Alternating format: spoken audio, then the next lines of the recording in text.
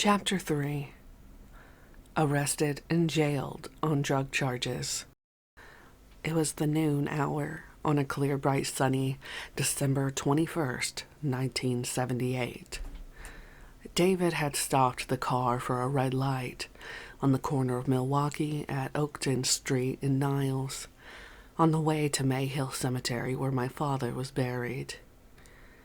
There were 3 cars tailing me. The first car was close enough for me to see the expressions on the officers' faces. All things considered, everything was par. Suddenly, 2 of the 3 cars burst over the center line. One tore over directly in front of us, and in unison we hit our car's brakes violently. The second car closed in on our left, and the third car came out to a rocking halt on our right, effectively boxing us in. From the lead car, 2 officers broke out and ran like madmen, frenzied and screaming, to the door on the driver's side, short-barreled guns drawn. One yanked repeatedly at the locked door. My stomach tightened and locked. I was as scared as I'd ever been in my life. On my side of the car, an officer ripped open the unlocked door, he and his mate screaming so loud I couldn't make out their words. Immediately, he jammed his gun tightly and painfully against my car. "You're under arrest," were the first words I could understand. The other one had a different approach. "Just make one funny move, you son of a bitch, and I'll blow out your fucking brains." Okay, I cried. Even with the tranquilizers, my legs were trembling so badly, I thought they would buckle if I were to try to stand up. I slid out and was snatched to my feet. One pushed me face first against the car, threw my arms onto the roof, and searched me from top to bottom. Without any lost motion, he clicked a handcuff on one wrist. "Put it down behind your back. Don't get slick, motherfucker, or you're gone." He pressed his gun into my side while his partner cuffed my other wrist. The crazy one grabbed my jacket sleeve and ran me stumbling to one of the unmarked junkers and pushed me down by the back of my head into the back floor. "Move one goddamn muscle and I'll kill ya." He threw back the front seat and got in with another officer, leaned over the seat and rammed his gun into my upper back, screaming profanities and death threats. I shook so fiercely I thought I'd pass out or have a bowel explosion. Yes, that actually says that in the book. I'm not making that up. Anyway, his ear-splitting voice, the gun numbing me where it was pressing into my back, my guts vibrating, the words, "Dead. Death. I'll kill you, motherfucker," over and over made me sure he was going to shoot me. In a moment between curses, I could hear the officers outside telling David to follow them in the car to the Des Plaines police station and "don't get cute or you'll get the sorriest son of a bitch you know." What are these guys doing? What law have I broken? Did they find out about the lawsuit? Maybe their superiors were getting so much heat they were trying to scare me into dismissing the action. I'll bet that's it. My head cleared, and I felt better as I lay on the dusty floor, staring at a crushed Pall Mall butt. As scared as I was, my new concept of why I was being arrested gave me a spurt of confidence. I lifted my head from the smelly carpet and turned my face towards the front so they could hear my voice. What's the matter? What have I done? All I got in return was a barrage of senseless swearing, ending with, "We've got you now, you jack-off." Now I felt more bold because they couldn't answer me. As irate as this cop was, I figured he would have been glad to brag about the charge, if they had one. I asked again what the big commotion was over. He didn't even look back at me, just hung his arm over the seat, white-knuckling his pistol. The bore loomed down at me as large as a shotgun. Better read him the Miranda, the driver, silent until now, said. What the fuck for? Then I became frightened again. The station. I would be back in the station. What would they do this time? Maybe begin where they left off when I was slammed into a wall? What is it they want? I kept thinking. Is that kid from the drugstore still missing? Is it about drugs? What if they won't let me use the phone? They have to let Dave go, and he knows enough to call Amirani. Stevens would be expecting me at 1:30 for our trip to the doctor. He knew I'd been drinking and pilling. I hoped he wouldn't write off my not showing up as merely an intoxicated no-show. The bumps and potholes in the roads were making my head fly up and then down into the floor, jarring my brain. I got a granddaddy of a headache. The car made a wide turn. Then there was less traffic noise and the car slowed. I heard the whoosh and creak of an overhead garage door as the car seat trembled in neutral. Then the hollow sounds in the semi-vacuum of the garage. Let's go, jack-off. He yanked me towards the car door by pulling on the tight handcuffs. I backtracked on my knees to the door and then was ripped out into the garage. I had 2 escorts through a thick glass door into the station. That would be the last time I saw the madman until my trial. There were more officers than necessary hanging around us as they shook me down again. One officer, after removing my brown prescription vial of Valium from my pocket, tore off the label, threw it into a trash can, and set the vial on a table. Everything else was taken from my pockets and put on a desk. What am I being charged with? No response. There was some serious, subtle excitement in the air of the room, and the officers spoke only the words they thought necessary. In a room down the hall, photos and fingerprints were taken just as they had been almost 2 weeks earlier. I washed off what I could of the stubborn ink with some water and gritty powder. I was tired, depressed, feeling dirty and captured.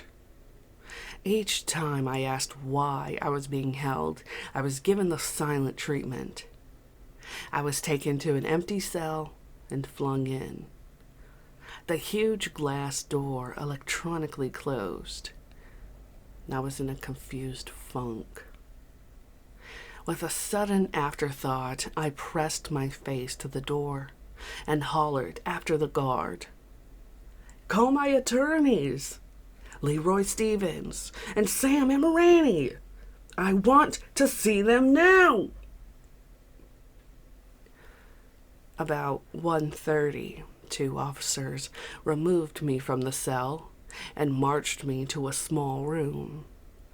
An old scratched desk, a snow-streaked window, a few chairs. After a moment, Sam walked in. "Leroy's on the way, John. What happened?" I was sapped and only shook my head. "They got David Graham too, Sam." "Yeah, I know. I saw him down the hall with some police having a cup of coffee." "What am I being charged with?" Sam said he thought I would have known. "I'll go try to find what the hell is happening this time. You feeling okay?" I nodded. "Want a cup of coffee?"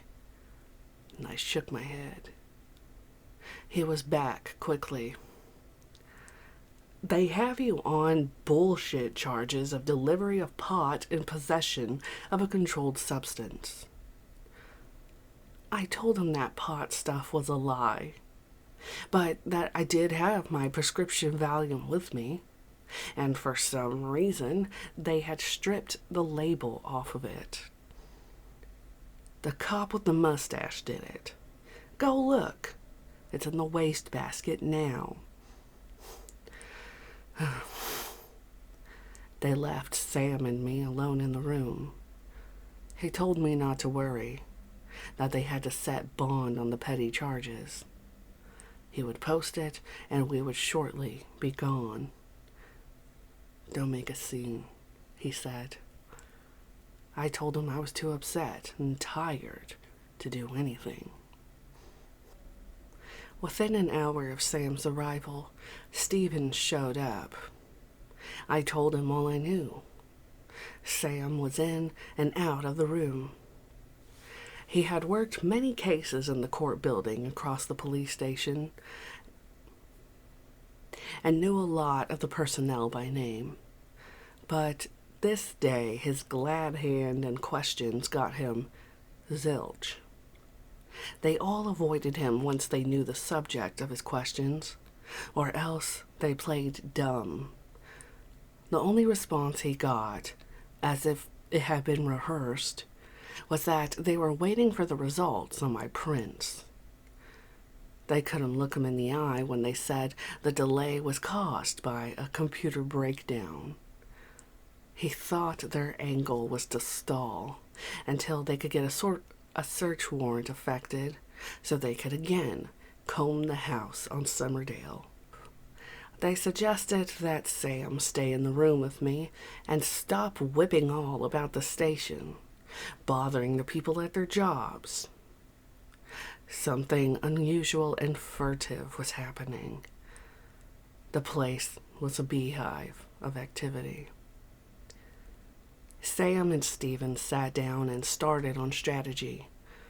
The problem was that their bailiwick, their ballpark, was a court of law, while I was in that cold war zone between arrest and trial, the make-your-own-rules police station, where the cops called the balls and strikes. I was a member of the opposing team. They dutifully dislike an arrestee, an opposing player, and, like hostile fans, they have their own version of the Bronx cheer and the thrown pop bottle. I was relieved to be joined by Amirani and Stevens, but they, like me, were on foreign soil this December afternoon. In the context of a sentence to Stevens, I had used the word medication, as if that was a cue. Sam walked to the open door and called, "Oh, Officer Piquel, Mr. Gacy is feeling ill, chest pains and nausea. Could you get his medicine from the other room, please?" Shortly, Piquel was back with the brown plastic vial. He handed it to me with a paper cup of water and left. I was surprised. "Sam, this is the same bottle of Valiums they are charging me with as being a controlled substance. See where the tape shows there was a label on it?" I took 3 of them with a swallow of water. Then I shook out 8 or 10 more, and I slipped them into my pocket, set the vial down, and stepped back away from it. The attorneys talked game plan. Piquel returned, saying, "I gotta take the medicine. Evidence." He picked up the vial, which was 10 or 12 pills lighter, and left. The procedure confused me. Are they this stupid? I thought. Something was odd. Sam got restless, knowing he couldn't make any headway at the station, but not wanting to leave me alone with the police. He had threatened the arresting officers earlier with more harassment suits, telling them that there would be a hearing the next day, and if they didn't release me, it would only strengthen his position. He pointed specifically to the illegality of their actions of the day, the arrest and force and abuse without due cause, but nothing ruffled them. Now he gave me a puzzling look. "You've got a heart condition, don't you, John?" I nodded. "Fuck the rules, John. It's a dirty alley fight now. I can't consciously leave you here alone, and I can't make any arrangements here. I think they're gonna keep you. Can you fake a heart attack?" He was whispering. If they left us alone that long after being so cautious before, maybe the room was bugged. "Yeah, I can't fake a heart attack, Sam, but I've got a history of seizures. I can fake a seizure." I felt down in my pocket with my fingertips, plucking out all the pills and lint until I had all the blue tablets in my palm. Sam had a mouthful of coffee left in a styrofoam cup. I took it, put the pills in my mouth, and gulped them all down. "How come you still got pills?" He shook his head and asked if I hadn't taken too many. "No, but they're gonna make me real idle." 15 minutes later, my head got light, and the world went away, leaving me in a warm blanket of drowsiness. Sam arranged my body in a loose lump. "Don't worry, John. We'll have a couple of hours to work with now. You'll be okay." With that, he started hammering on the door. "Gacy's having a seizure! Hurry up, damn it! He can't hardly breathe!" Tovar unlocked the door and looked in, his eyes wide with fear and self-concern. He began yelling even before he got back to the corridor. "Call the paramedics!"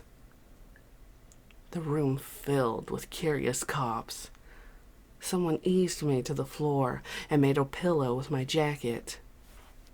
The pills hit me so hard that not much acting talent was necessary. I couldn't have stood or even made a fist. I was flaccid, head to toe. Everyone was nervous and helpless. No one wanted responsibility for me in my new condition. The paramedics lowered the extension gurney and dragged me onto it. One pushed the wheeled litter, while the other fixed an oxygen mask to my face and wired me to a heart monitor.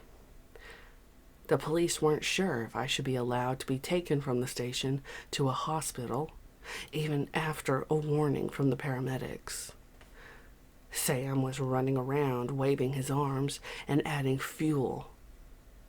"You're trying to kill him! Hurry! Get him to a hospital before he dies!" I could hear the police bickering about who would accompany me for security. Piquel was elected. He would ride in the ambulance with me, and others would follow in a police car. Leroy was jubilant that their strategy had worked. Now they could go off and obtain a bond before the fiasco at the hospital ended. The ambulance weaved and wailed its way to Holy Family Hospital. For 10 minutes I lay on the gurney before they admitted me to emergency. There was a concerned crowd about me, but I was semi-comatose, and their words had no meaning. A tube was inserted through my mouth into my stomach to suck out phlegm and vomit that clogged the passage. My breath barely moved the indicator bag. Then a room into a bed. A sense of safety and rescue. Overwhelming sleep. My dreams must have been pleasant because when I woke up, I had no immediate recall or fear. The clock on the far wall was the first thing I focused on, and it read 10 o'clock. Incredible. Beyond the doorway stood Piquel. A nurse entered the room, followed by a man in a white smock with a name tag. "I'm the doctor. How are you feeling, Mr. Gacy?"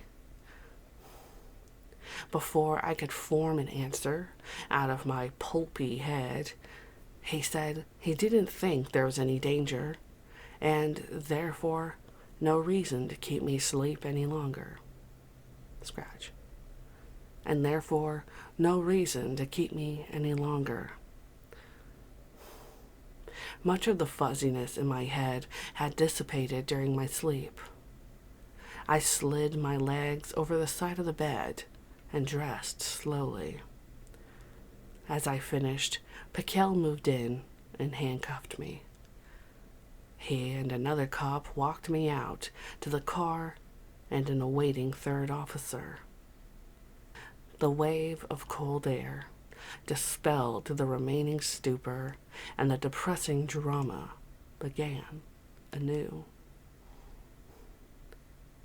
4 officers formed a gauntlet to take me from the car back into the police station.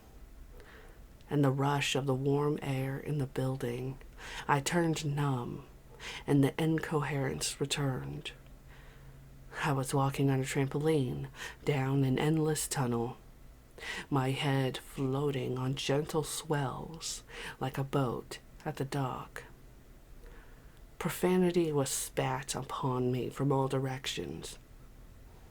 "You phony jack-off, you play-acting motherfucker." I tried to protest, to ask questions, but the words lacked strength to reach my mouth. Pushed through an open doorway, into a small room, into a chair, I was prodded in the chest and told to look up. I stared into the face of an angry cop who had a sardonic, twisted grin. "You're under arrest for murder. We've found bodies." That scene I know about only from the trial. I remember being there, everyone angry and hostile, the room smoky and crowded, men coming and going and milling about the small room. But I don't remember any conversations. Did I ask for a lawyer? A phone call? Were my rights read? I'm oblivious to what I would like to remember, to what the state says I conveniently forgot. From early afternoon on December 21st until late into the following day, a page in my life is missing. I could have said anything, and probably did, but I don't remember talking with anyone. I do know the police lied from start to finish during the trial. No one could have mistaken me to be in a rational state of mind at that time. My impression is that the police would pitch 5 or 6 questions to me at once, and in my sense of insensibility,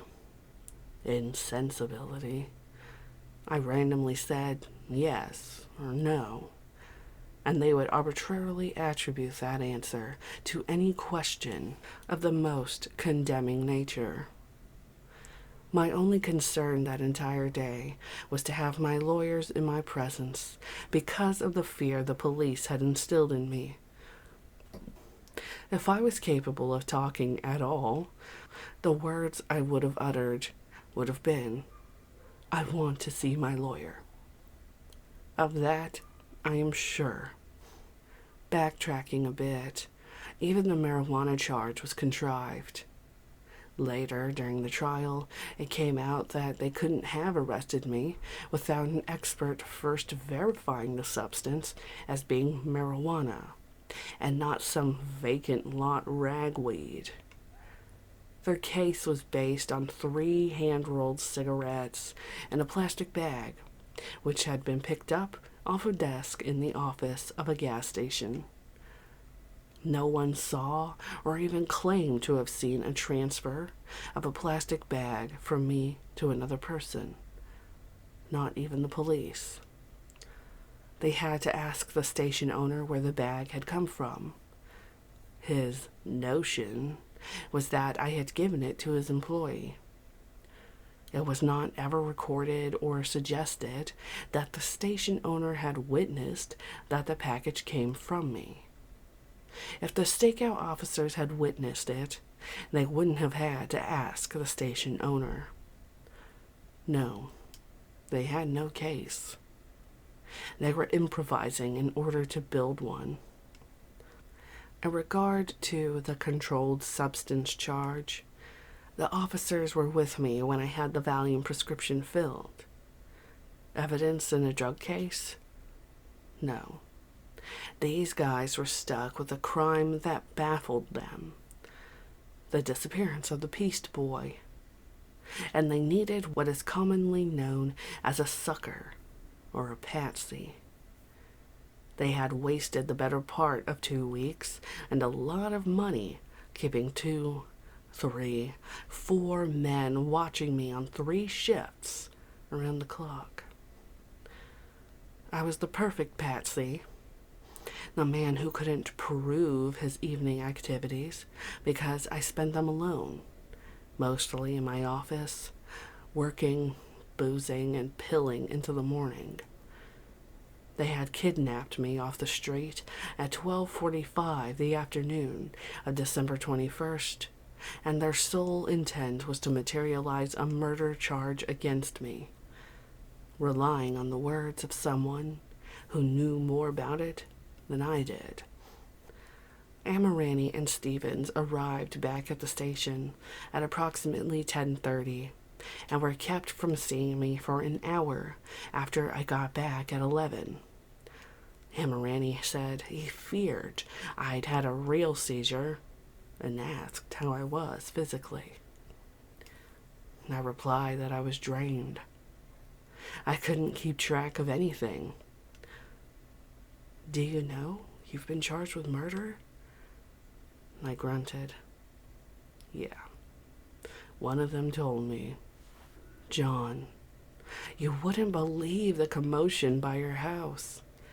The entire block is an army of police. Newspaper and TV guys crawling all over your place. I told them I'm your attorney and needed to access your house. They ordered me away."